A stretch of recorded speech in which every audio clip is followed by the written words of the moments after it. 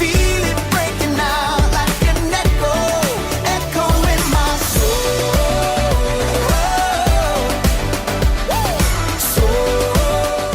Well, when I hear the word echo, immediately the image that comes to mind is the image of someone like in a canyon or something, you know, crying out or calling out or yelling. Or I think of my kids who yell and like to hear their voice bounce off things.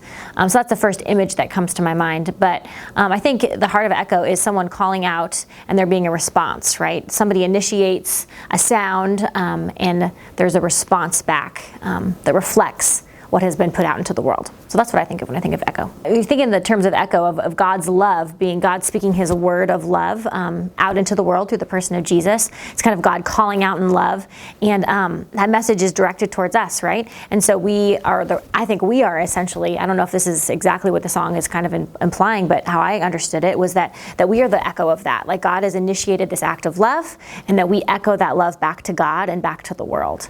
So that was, and the song continually references God's love as well, this persistence of it and how it won't let go, and this echo that kind of pursues, or the sound that pursues us, and that we echo that back into the world. So this is the persistence of God's love that's initiated through the person of Christ.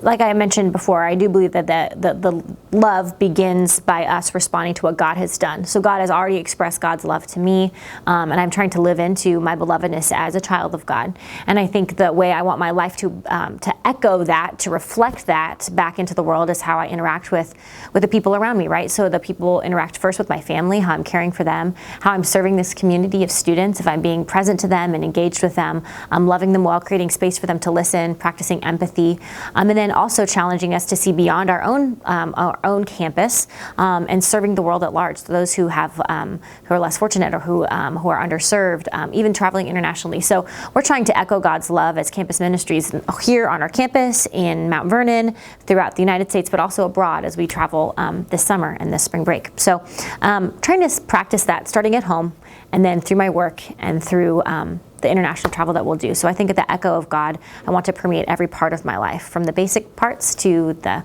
most glamorous or most interesting parts. I think the love of God should echo through every corner of what we do and who we are. There's lots of times where I experience the love of God via another person, right? You know, when I'm having a hard day or I'm feeling discouraged or disheartened, someone, you know, reflects God's love or echoes God's love back to me through their care and concern for me, through their attention or their encouragement or their word of wisdom or even their word of correction.